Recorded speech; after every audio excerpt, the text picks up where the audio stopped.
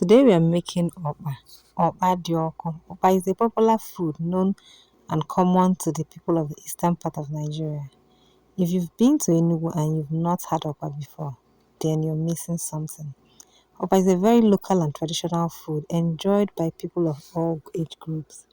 In English, it is known as Bambara nuts flour. In this video, I'll also be telling you the tips and tricks you need to have at your fingertips while making Okpa, and also to help you achieve a good outcome.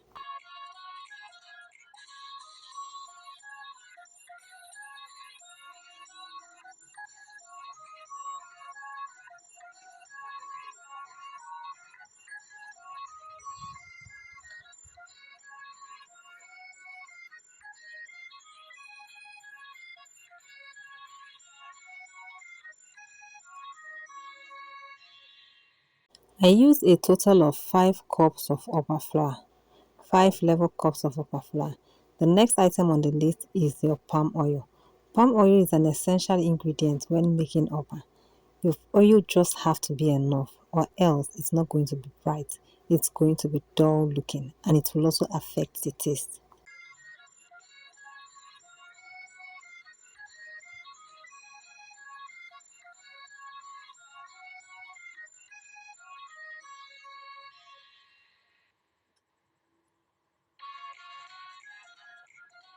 Here, the amount of palm oil is 1 cup plus 3 over 4 cup.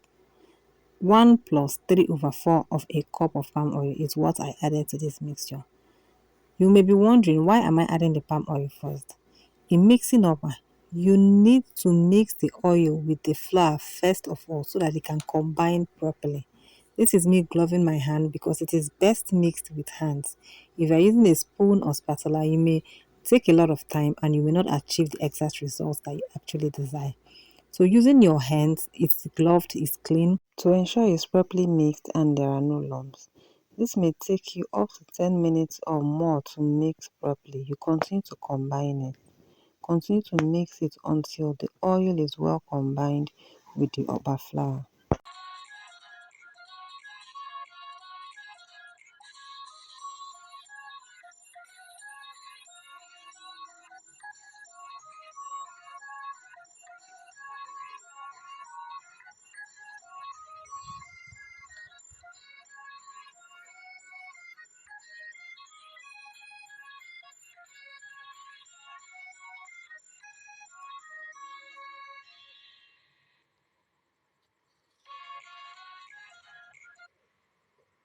As you can see, it's thoroughly mixed. Then it's time to add water.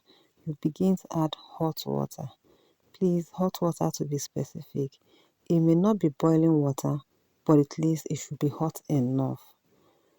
Okay, now you add it gradually, then begin to mix it. You can see I first of all added 1 cup of water. I continue to mix until it thickens. Then I also add water.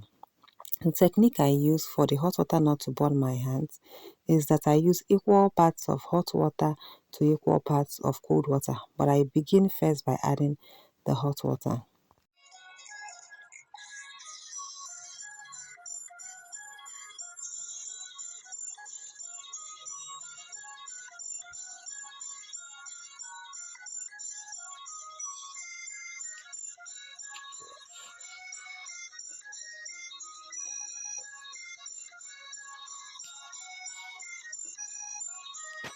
The technique I use for the hot water not to burn my hands is that I use equal parts of hot water to equal parts of cold water, but I begin first by adding the hot water. I use a total of 5 cups of water. My trick here is that I use equal parts of water to equal cups of Okpa. Okpa is 5 cups of flour and water is 5 cups of water. For the hot water, I added 3 cups of hot water to 2 cups of cold water so that it does not burn my hand while I am mixing it.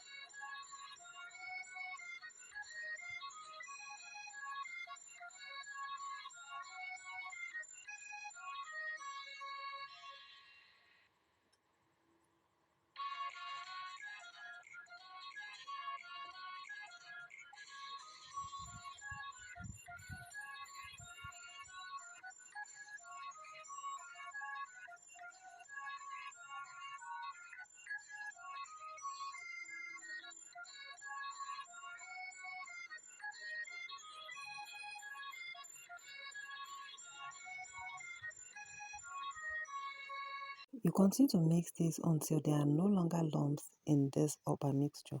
You mix, use your hands to press it, and that's why I prefer to use my hands. If I'm using a spatula, you may not be able to break up every lump. Ensure that the mixture is super smooth.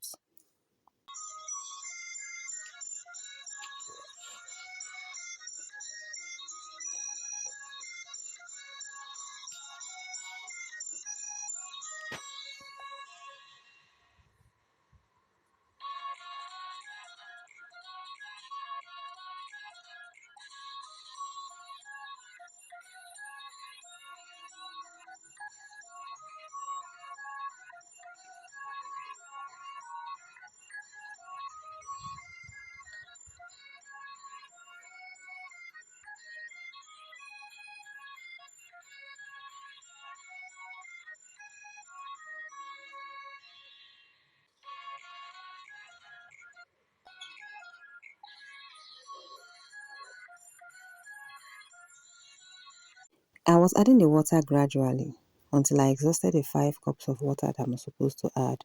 So then I now switched to my spoon. This is the spoon I'll be using to scoop, so I just use it to stir it around. Then add my pepper and salt. Pepper and salt are the 2 key ingredients to making Okpa. Just add to taste. I used about 2 tablespoons of ground pepper, but if you have fresh pepper is perfect. We know palm oil undermines pepper, so Okpa needs lots and lots of pepper for it to be able to come out when it's cooked. In this video, I added about 2.5 teaspoons of salt. As you add your salt and pepper, you taste it to ensure it's okay. Stir well to ensure everything is well combined.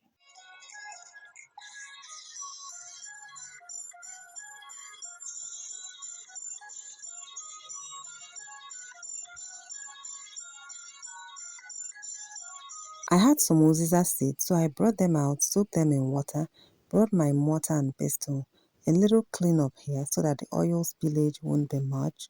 I brought out my mortar and pestle, added this with the water I soaked in it and pounded it. Afterwards, I sieved the water. Here's the water.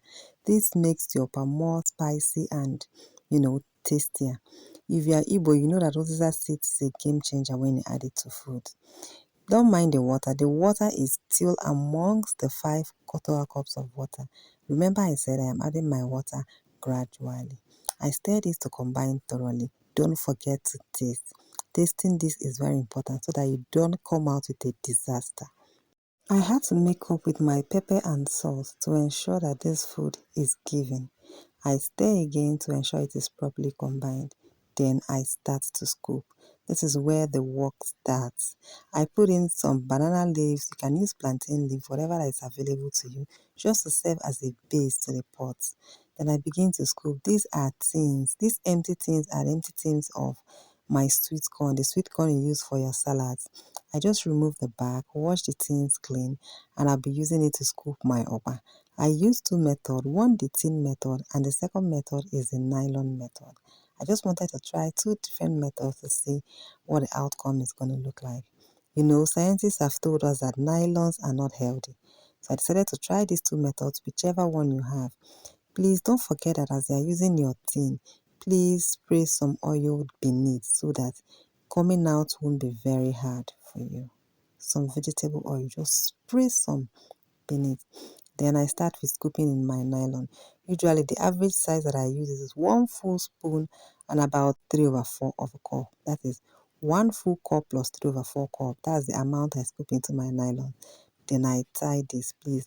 As you're tying it, be careful if you have nails so that you don't puncture this. Because if you puncture it, everywhere will be spilled with oil.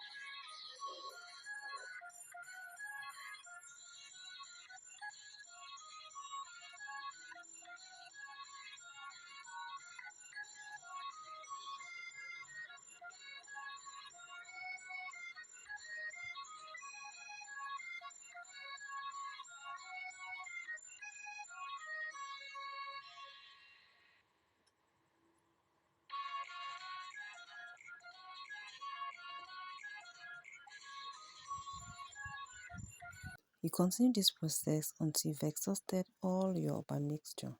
This is the last batch and the remaining one was too small. I had to add it up to that last nylon batch.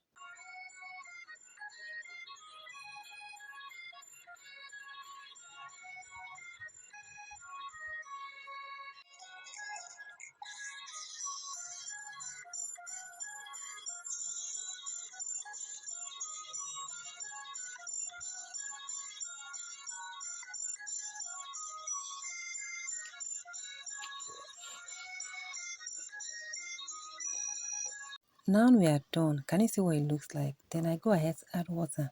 Ensure that the water you're adding is hot water. I boil this water and don't add too much. Just add little at the base. It shouldn't be up to half of the level of the Okpa so that water doesn't spill into the ones in the tin. You can see it's open. Just add little water, then monitor it. The method it uses to cook is steaming method. The water is going to steam the Okpa and it's going to cook properly. Another thing I do is that if I'm to cook for 60 minutes, after 30 minutes, I come and use my tongs to turn it to the other side so that I ensure that every part of the Okpa is properly cooked, especially for those in the nylon. Then after the next 30 minutes, I bring it out and I check it to ensure that it is done.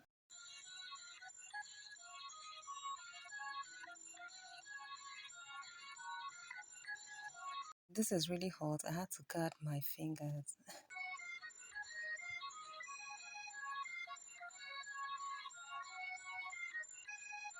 Another way to ensure it's done is when you look at it, you see there are spaces with air in it. The nylon, it will look as if there are places with air pockets. That is one way to know that your Okpa is done. Later in the video, towards the end, I'll also show you guys those air pockets in the nylon.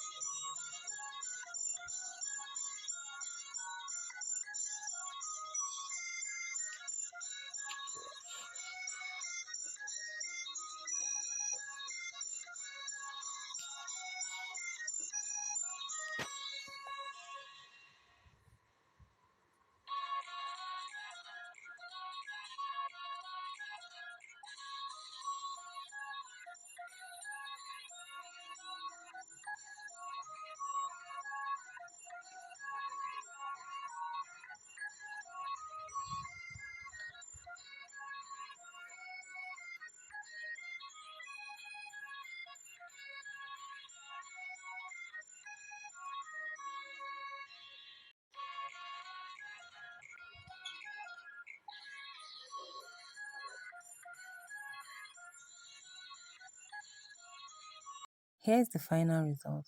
You can see the color, how bright the color is. So oil is a very important factor. This Okpa tasted really, really nice. Check the description for the list of ingredients. Try this out. I bet you are going to love it. This is the air pockets I talked about. This is what it looks like. It shows you that it's done. Okpa is a very nice meal. And guys, when you combine this with chilled cook, it takes it from 10 to 100. This Okpa is 10 over 10 minus nothing. Give it a try. I bet you're going to love it. As for the Okpa flour, you can go to the market where they sell cereals and grains. Ask them for it. Just buy it, blend it, and then store it in an airtight container to avoid weevils. Before you buy, ensure that the cereal or the grain is very fresh so that it can last well for you before it gets exhausted. So guys, until my next vlog, bye.